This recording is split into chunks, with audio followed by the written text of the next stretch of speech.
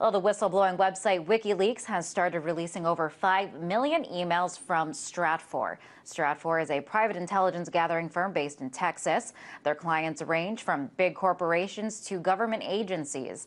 WikiLeaks reportedly obtained the emails from the hacktivist group Anonymous. Now, while there hasn't been anything particularly groundbreaking released yet, the documents do reveal several huge corporations working with the intelligence firm. Regardless of what details come out of the emails, they do reveal yet another layer of something we bring much attention to here at RT, the massive and profitable military-industrial complex.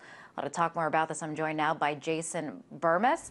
He is the director of Invisible Empire, a new world order defined. Hi, Jason. So big companies turning to Stratfor for intelligence information. So obviously there is quite a demand for their services. Is intelligence yet another piece of the military-industrial complex?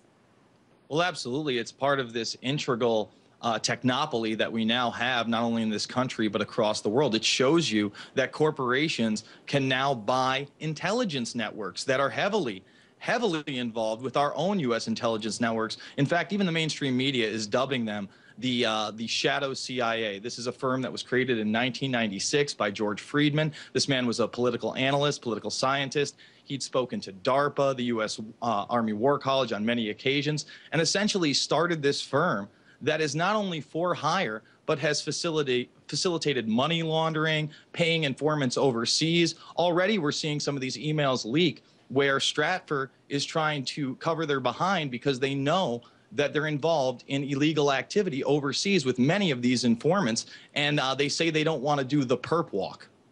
And so obviously intelligence is a big business, as we are seeing from these leaked emails. It's a commodity, it seems, that now, can be bought and sold. Who is benefiting from this business? Well, just one of the names out there right now. Again, it's very early. There are over 5 million emails to comb through. But people like Dow Chemicals that can not only spy on their competition, but also protesters. And again, it's business for hire without prosecution. It's having a middleman. It's having what the intelligence networks out there like the NSA and the CIA call plausible deniability, because again, they're doing it through these third-party services. So you can have a large corporation like Dow be able to gather intelligence on regular American citizens with really zero repercussions. And who do you think should be most wary about these intelligence gathering agencies? In other words, who is most likely to be tracked and watched by these agencies? Well, unfortunately, in many cases, it's people like you and me. When we oppose the system, when we oppose the establishment, when we do speak up at our city hall meetings, when we are involved in getting into the political process, where, for example, in upstate New York right now, they're trying to do a lot of fracking, and intelligence gathering on individuals who oppose them would be beneficial to these companies. And we're seeing this more and more today. And I think this is a great thing that these things have been exposed, because now the common man is going to be aware that big companies can purchase intelligence on you and your family, on other corporations, on their competition in unfair business practices. And what about the argument that, if there's nothing particularly incriminating or I guess criminal behavior that would catch the attention of law enforcement, why should the average citizen be concerned if they're like, hey, I have nothing to hide?